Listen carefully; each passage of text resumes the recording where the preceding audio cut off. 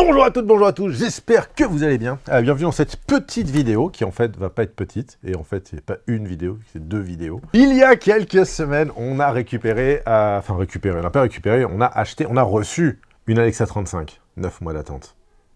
C'est pour ça qu'il y en a qui disent que c'est un beau bébé. Et plutôt que de vous faire une présentation toute bête là devant mon bureau, je me suis dit que ça pourrait être intéressant peut-être d'aller voir un chef-op et son assistant et d'en discuter un petit peu avec eux. Après, il faudra parler des images. Donc du coup, deuxième partie. J'aurais bien aimé faire tout en une vidéo, mais vu tout ce qu'il y a à dire, honnêtement, c'était pas possible. Alors voilà maintenant dans le stock ici à Puzzle, avec un chef-op et un assistant. C'est qui l'assistant ? On avait dit une semaine sur deux. Mais on a les bisextiles seulement. Ah, mais du coup c'est moi. Je sais plus. Donc ils se sont mis d'accord, enfin. Mathieu Muller, chef-op, et Clément Champion, premier assistant. Et vous bossez régulièrement ensemble du coup Nous, depuis 3-4 ans. Ouais, facile. Ouais, Quel type de projet vous faites principalement ? Du corpo, luxe, ça peut être aussi de la fiction. On a fait des grosses séries étrangères. Clip pas trop, on sait pas trop le délire. Ah, de la série. Série. Ah, vous nous aviez pris des trucs pour la série Oui. Netflix. La grande sœur de celle-ci. La LF, ouais, tout à fait. Moi, ça me faisait plaisir de vous présenter à la caméra, d'autant que vous avez pu jouer un petit peu avec, et que ça fait depuis longtemps. À chaque fois qu'il passe, il dit « Au fait, tu la prends, toi, l'Alexa 35 ?» Donc voilà, ça y est, on l'a, vous avez pu jouer un petit peu avec. Donc c'est la troisième mini Alexa, même si elle s'appelle pas mini, elle s'appelle 35. Ils ont changé de nom parce que c'est pas le même capteur, en l'occurrence. Le form factor global de la caméra, ça vous rappelle des trucs? Moi, ça se rapproche pas mal de ce qu'on connaît par exemple en termes de compacticité par rapport à une Venice 2, une Venice ou encore les nouvelles. C'est plus rapide que la Venice 2 quand même, non? C'est un peu plus court, c'est un poil plus large. Ouais. Mais c'est un peu les mêmes gabarits. C'est pas du DSLR quoi. Si on les juxtapose, en vrai, c'est assez similaire. À la monture, ils ont choisi la fabuleuse monture PL qui est capable de couvrir le full frame. Waouh. LPL, oui pardon, oula. LPL, large PL. Ce qui est super intéressant avec cette caméra, vu qu'elle n'est pas full frame. Mais c'est compatible aussi avec les montures de la Mini. Apparemment. Oui, apparemment tu peux changer, tout à fait, tu peux changer ton LPL pour mettre du PL mini ou de l'EF mini. Capteur Super 35. Qu'est-ce que ça vous inspire? Vous avez 3 minutes. Le retour à l'origine de l'Alexa Mini. C'est vrai que en fait, depuis on va dire pas les tout débuts, parce qu'avant on était avec des formats académiques, mais après le Super 35 c'est devenu vraiment le capteur type en fait dit cinéma. Et il y a eu tout un engouement pour ce qui a été le capteur full frame avec les dernières années, avec notamment la Harry Alexa LF, Mini LF. La Raptor chez Red ou la Venice 2, ou la Venice tout court aussi avec l'upgrade. Et là, c'est un retour un petit peu, pas en arrière, mais je veux dire, c'est un retour aux origines, mais avec des améliorations sur le capteur. Et ce qui permet notamment une chose, c'est qu'on a beaucoup plus de liberté en termes de choix d'optique, chose qu'on n'avait pas encore sur le full frame, vu que c'était un format assez récent. Ça change beaucoup l'image d'être en full frame par rapport au Super 35.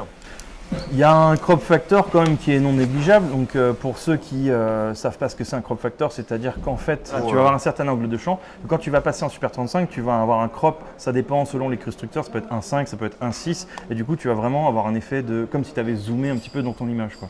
Donc oui, ça change la façon de travailler, ça change un peu la façon de choisir ses focales en fonction d'une situation donnée. Est-ce que le fait d'être en Super 35, ça change la sensibilité, ou en tout cas ça change la quantité de lumière que tu vas pouvoir faire rentrer dans ton capteur? Ah, c'est une bonne question. Alors je m'explique. Je m'explique. Par exemple, pour ne nommer personne, genre Mathieu Muller, et il filme pas plus ouvert que 4. Oui. Ah, ça le fait chier. Il n'y a pas le temps, quoi. C'est pas forcément par rapport à la sensibilité du capteur, c'est plus une histoire de praticité pour moi. Exactement. Par rapport en fait à l'assistance, venant de l'assistanat. À la profondeur de champ pour laisser de la marge à ton assistant. Ah voilà, parce que. Mais toi tu peux cadrer et pointer à 0,95. Les yeux fermés. Est-ce que le fait d'être en Super 35 te permet d'ouvrir, de travailler avec des diaphes plus ouverts? Parce que tu vas garder la même profondeur de champ dans la mesure où pour avoir une focale moyenne, tu vas prendre un 35 plutôt qu'à 50. Et au lieu d'avoir un 50 à 5,6 pour avoir une grande profondeur de champ, tu vas prendre un 35 que tu vas ouvrir à 2,8. Bah, c'est-à-dire que oui, avec des focales plus courtes, on a un angle de champ qui est plus réduit. Donc par exemple, comme tu dis, avec le crop factor, un 35 deviendrait approximativement un 50 mm. Un 35 mm en Super 35 deviendrait un 50 mm en full frame. Et du coup, c'est vrai que du coup, tu peux te permettre d'ouvrir un petit peu plus de dial parce que tu as une focale qui est plus large. Moi, j'espère, et vu encore une fois le prix de la caméra et les difficultés qu'on a eu à l'avoir, j'espère que la caméra va avoir... La technologie de capteur va durer au moins si longtemps que l'ancienne technologie qui était sortie en 2009. Il n'y a aucune caméra qui fait ça. Il n'y a aucun constructeur qui peut dire tiens, je sors un capteur et puis vas-y, on en parle dans 10 ans, il sera toujours genre le plus demandé et tout. Hormis ça, dans la caméra, outre ce capteur dont on va reparler, il y a 2-3 trucs. Il y a notamment une chose qui m'interpelle, je ne sais pas vous, c'est la B-mount, la plaque. Qu'est-ce que vous en pensez? C'est une évolution qui est logique parce qu'on a des caméras qui consomment plus. Donc il faut que les batteries puissent encaisser une tension plus élevée. On passe du 12-14 au 24 volts. Donc forcément les deux pins d'origine d'une batterie Veloc, si on a peut-être 5 je crois, forcément il faut que ça puisse encaisser plus de voltage. Donc une nouvelle monture était peut-être nécessaire. Alors cette batterie d'ailleurs rentre sur le côté.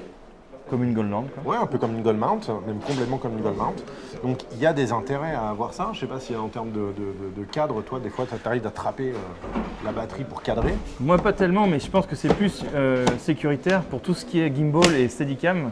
Parce que c'est vrai que bon, du coup, déjà de base, les steadicamers utilisent plus le Goldmount que la V-mount parce que c'est plus sécuritaire. Après, je sais pas s'il y a d'autres applications, mais non, j'ai pas trop l'habitude de cadrer en prenant la caméra par l'arrière. En tout cas, ce qu'on peut noter, c'est déjà qu'elle est collée au corps, enfin en tout cas, elle est vissée, montée sur le corps caméra, chose qui n'était pas le cas avant sur les anciennes. Ouais, tout à fait. Là, il n'y a plus besoin des tiges de 15 pour monter ta batterie. Donc, ouais, moi j'y crois, hein, surtout que ces batteries B-mount, normalement, sont intelligentes.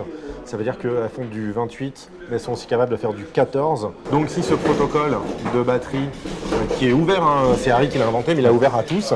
S'il est adopté, bah, en fait, on pourra utiliser des batteries 28, en avoir plein sur les tournages, et puis automatiquement, en les mettant sur de la la caméra lumière, ou de la lumière, et ben, ils vont pouvoir détecter si tu as besoin du 14 ou du 28, parce que pour le moment, si tu mets du 28 sur du 14, c'est comme ça brûle. Le nouveau système sur le Trinity 2 qui est capable de détecter aussi le voltage de la batterie et de l'adapter en fonction de ce que tu mets dessus. Alors avec cette batterie, nous on a pris la plaque de distribution. Vous vous foutiez de la gueule de la caméra tout à l'heure, ce qui n'est pas très gentil. Le tonneau EDF qui est présent ici à l'arrière.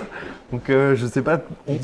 Personne ne sait ce que c'est un tonneau EDF, arrêtez, tout le monde ignore là, vos méchancetés, là, laissez-la tranquille. Il faut qu'on trouve suffisamment d'idées, de choses à alimenter pour essayer de remplir chaque Tu peux alimenter une deuxième caméra via la caméra. Ouais, effectivement, donc on a 5 sorties, c'est ça? Alors, sur le dos, il y a 4 Fisher 3, donc c'est des connectiques 3 pins en 24 volts. Donc ça fait 4 24 volts et 2 LEMO 2. 2 LEMO 2 plus 1 24 volts sur la cam. 5 24 volts et 2 12 volts. Donc ils sont présents. Plus la batterie, qui en plus en étape 12 volts. Sur le côté, on a également, donc à côté de toute l'alimentation, on a 2 sorties SDI, ça qu'on avait déjà sur les anciennes Mini. Petite question à l'assistant cam que tu es, Clément, comment tu les règles, toi, tes sorties? Parce que tu peux les set-up de manière dissociée. Comment tu les règles? Qu'est-ce que tu fais dessus généralement? Bah déjà, je vais voir par rapport aux besoins qu'on a. Est-ce qu'il y a besoin d'avoir un retour en clean, donc sans les informations de la caméra? Avec une lutte, sans lutte? Avec une lutte, généralement on envoie une lutte. Après, en fonction des demandes, s'il y a une lutte dans l'écran, on va plutôt privilégier envoyer un log avec un signal clean. Mais je prends l'exemple d'un tournage qu'on pourrait faire ensemble. Je sais que tu aimes bien avoir un écran pour utiliser des outils d'exposition, comme un waveform, tout ça. Ou des false color. Donc c'est pratique d'avoir un écran où il n'y a pas d'info caméra. Parce que, à moins de pouvoir faire un crop and scale, il va y avoir des informations qui peuvent influer sur le signal. Enfin, ça peut faire des éléments. Ils vont apparaître dans le waveform. Voilà, le noir, ça sera du noir, mais infrabasse, parce que du coup, tu auras le noir du menu qui ne sera pas le noir que toi tu as. Et si tu veux atteindre un certain niveau de contraste, du coup, ça peut fausser, comme les blancs, ça fait des petites pétouilles, tu vois, dans ton haut de waveform, ça fait des tout petits traits blancs. Donc une sortie clean et puis une sortie avec toutes les infos. C'est ça. Sur le reste de la caméra, il y a une petite nouveauté. Alors le viseur de Icon, c'est le même que sur la LM, celui-là on le connaissait déjà. Par contre, ils nous ont upgradé le système d'articulation. Ça, si c'est vous bien. avez joué avec. Ouais. C'est bien parce que ça nous permet de nous... Enfin, je pense qu'on a quand même toujours bien de l'avoir avec nous, d'avoir un déport de viseur pour peu qu'on ait une configuration un peu longue, mais qu'on veuille la config est très longue et qu'on veuille rester soit derrière la caméra. On peut mettre des déports, certaines configurations. Ça existe. Même ça, on peut rajouter encore un déport ici si on veut. Quoi. Mais l'avantage, c'est que là, de base, on n'a pas à avoir un déport. Il y a une belle allonge, Il y a déjà une belle allonge, c'est ça. Ouais. Donc on peut au moins l'articuler un peu comme on veut, le mettre assez haut, assez bas, assez en avant. Pour des caméras il y a beaucoup de poids à l'arrière, au moins on peut vraiment reculer la caméra sans passer par les tiges de 15 qu'il y avait avant sur la Mini LF ou la Mini, qui peuvent des fois gêner sur les moteurs de pointe qu'on va mettre, ou même la mailbox. Là au moins on a un bras qui est articulé, qui est indépendant du reste. Donc c'est bien, c'est validé quoi. Ouais, franchement c'est une bonne... Cool. Par contre, sur le corps caméra, on a plein de raccourcis. On a 6 raccourcis à gauche, côté opérateur. Donc ça c'est pour toi. Et puis 3 raccourcis à côté assistant, ça c'est pour toi. Comment est-ce que vous les régleriez? En fait, c'est vrai que souvent, ce qu'on va se servir le plus, souvent, c'est les ND. Donc, du coup, avoir un raccourci sur moins de ND ou plus de ND qui permet de faire tu fais vraiment circuler. sur le 1 et le 3, comme ça ils sont... Alors là, le 1 il est en haut, le 3 il est en dessous. De base, ils sont réglés sur le 1 et 2. De base, ils sont assignés à rien, c'est toi qui les assignes. Oui, tu peux oui. mettre le ND+, le 6. Ah oui, on peut les assigner comme on veut. De base, quand la caméra arrive, on paramètre, enfin il n'y a pas déjà des paramètres? Non, Ça peut être... Généralement, quand on essaye, la caméra, tu la récupères, tu la réinitialises. Ouais. Donc du coup, tu n'as aucune fonction qui est assignée sur les boutons. D'accord. Donc tu dois la rassigner, oui, 1, 2, 1, 2 ou 1, 3, peu importe. Mais c'est vrai que du coup, 1, 3, c'est logique. Les ND pour toi. Il y a quoi? Un log pour le viseur. Il y a le log, mais il y a aussi une double, comment dire, une répétition de ce bouton-là qui, le exp là, qui permet de t'envoyer le false color, mais c'est le false color Harry du coup. Ouais. Donc il faut être à l'aise avec celui-là. On parlait des ND sur les boutons assignables, mais est-ce que du coup maintenant, sur cette caméra, c'est vraiment utile, sachant qu'on a un petit écran sur le côté opérateur qui nous permet de régler les ND. Ouais, des fois c'est juste plus pratique, je pense, d'appuyer sur le bouton que d'aller chercher à la wheel le ND quoi. En tout cas, du coup, c'est deux options en plus. Une option avec la petite molette, avec le petit écran sur le côté, qui est un peu comme sur une Venice. Mais avoir en plus les raccourcis, par exemple si on a des gants, il fait froid. Moi je visualise plus le petit écran comme une confirmation de j'ai bien un ND ou pas, ou je suis bien mon bon ISO. Les specs générales de la caméra, on a un capteur 4,6K Super 35, 4,6K. C'est bien, c'est juste un petit peu au-dessus du 4K. C'est vraiment pour faire un petit peu de crop en post pour si on de a la besoin. Stabilisation, pour du VFX. Micro-stab, par exemple. Il y a une safety zone aussi en long métrage par exemple. Exactement, virer une perche ou un bout de rail ou un bout de pied. Ça leur permet également de pouvoir être certifiable auprès de toutes les plateformes même. Pour le moment. Netflix sont très carrés avec ça. Alors il y a un truc fou sur cette caméra, c'est pas le fait qu'elle ait un open gate, parce que toutes les caméras maintenant de GRI ont un open gate. Non, c'est les 17 diaph de dynamic range. Eh oui. C'est ça. C'est vrai que ça surprend parce que quand on a été faire des essais tout à l'heure, je suis juste sorti et donc j'ai mis le false color en pointant vers le ciel. Et je me suis dit, mais attends, c'est pas cramé là? Alors, on est à diaph 4 quand même, à 800 ISO. On avait un ND 0.6, donc ça fait 2 diaph, donc on va dire que ça fait comme si on était à l'équivalent de diaph 8, mais même à diaph 8, ça peut être un petit peu, un peu risqué sur certaines caméras, mais là, ça encaisse pas mal. Alors, tout le soleil qu'il y avait dehors, t'avais ta casquette pour un...